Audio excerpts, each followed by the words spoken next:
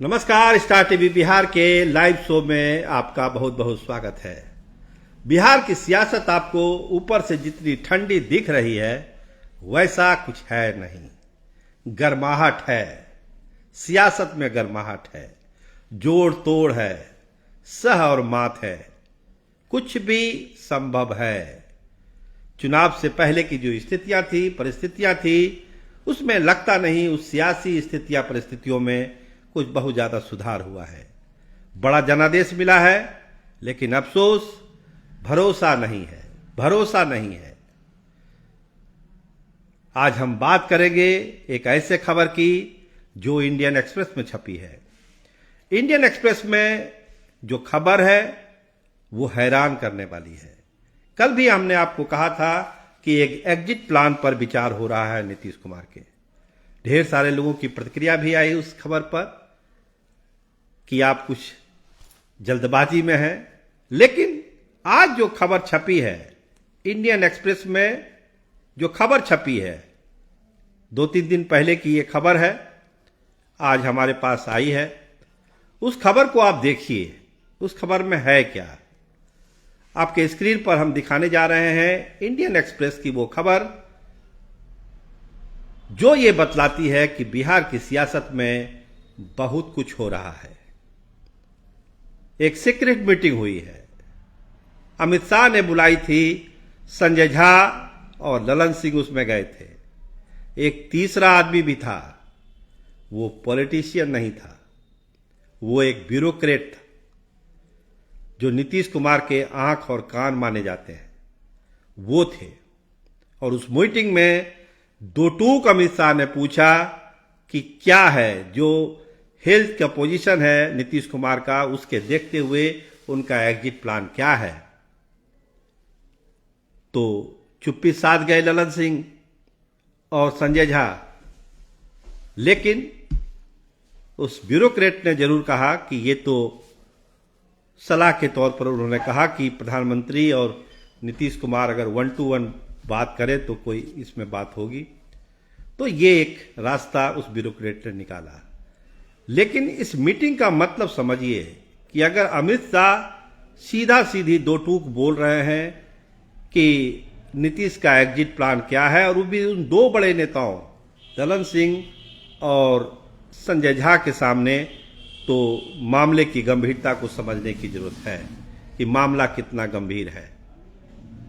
जब exit plan की बात होती है तो लोग यही कहते हैं कि सरकार तो चल रही है, सरकार का जनादेश मिला, सरकार काम कर रही है, तो ये सब चीजें बीच में कहां से आ गई। लेकिन इंडियन एक्सप्रेस ने जो खबर छापी है, जिसकी कटिंग हमने आपको दिखाई अभी, वो खबर यही कहती है। इंडियन एक्सप्रेस ने अपने सोर्स के हवाले से वो खबर दी है कि उस मीटिंग में 3 लोग थे, संजय झा थे, ललन सिंह थे और एक सीनियर ब्यूरोक्रेट थे जो नीतीश कुमार के बहुत भरोसेमंद हैं, वो भी थे। और उसमें ये चर्चा हुई कि नीतीश कुमार के हेल्थ को देखते हुए आगे क्या उनका एग्जिट प्लान है, ये बताइए। तो दोनों नेता तो चुप हो गए, ब्यूरोक्रेट को ही बोलना पड़ा। आप एक घटनाक्रम देखिए, विधानसभा में क्या कहा नीतीश कुमार ने आरजेडी के विधायकों को कि हमने तो 2-2 बार आपको मौका दिया, आप काम भी अच्छा कर रहे थे, मेरी बात भी मान रहे थे, लेकिन बाद में आप लोग गड़बड़ कर देते हैं। संजय झा और निशांत एक साथ एयरपोर्ट पर आते हैं और संजय झा कहते हैं कि पूरी पार्टी चाहती है, हम लोग सभी चाहते हैं कि निशांत आए, पार्टी संभालें, पार्टी का काम देखें। तो ये सब को कड़ियों को जोड़ने की जरूरत है। अगर इन सारी कड़ियों को जोड़ा जाए तब आपको इस मीटिंग जो इंडियन एक्सप्रेस में छपी है, जो आपने देखा अभी, उस खबर का मतलब समझ में आएगा कि उस मीटिंग का मतलब क्या है। क्योंकि जो होना है वो इसी 2-3 महीने के अंदर होना है, उसके बाद फिर परिस्थितियां बनेगी नहीं। लेकिन नीतीश कुमार भी कोई आसान चीज तो है नहीं। कोई अमित शाह के द्वारा बनाए गए एग्जिट प्लान या दूसरे के द्वारा बनाए गए एग्जिट प्लान को वो मान लेंगे, ऐसा लगता तो नहीं है। क्योंकि नंबर गेम जो है वो नीतीश कुमार के साथ भी है। अगर बीजेपी कुछ करती है तो नंबर गेम नीतीश कुमार के पास भी है। आरजेडी के भी 25 विधायक हैं, कांग्रेस के भी 6 हैं, इसको नहीं भूलना चाहिए। और उपेंद्र कुशवाहा कितना नजदीक है नीतीश कुमार के, इसको भी नहीं भूलना चाहिए। जीतन राम मांझी कितने नजदीक हैं, ये भी नहीं भूलना चाहिए। तो नंबर गेम में तो कमजोर नहीं है। अगर कोई दबाव की सियासत होगी तो नीतीश कुमार तो पलटवार करेंगे ही करेंगे।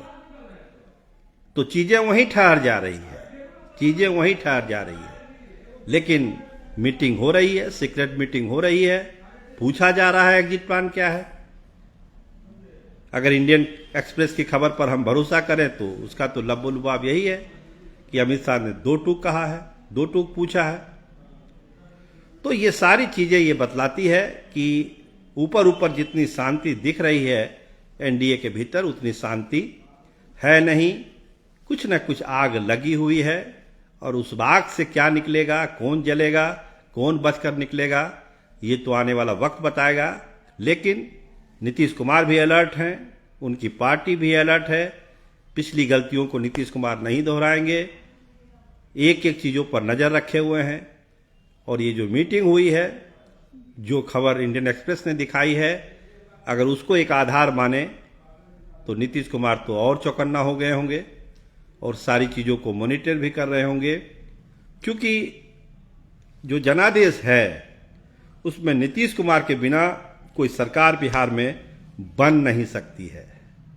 भाजपा इसी चीज से बचना चाहती थी, लेकिन जनता ने जो फैसला दिया वो तो दिया। 85 विधायक जनता दल यूनाइटेड के, कोई भी खेल नीतीश कुमार कर सकते हैं, उसके वो माहिर खिलाड़ी हैं, उनका लंबा अनुभव है इनका।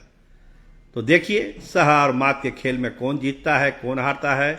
आप देखते रहिए स्टार टीवी बिहार। आपका बहुत धन्यवाद, आपका बहुत बहुत शुक्रिया।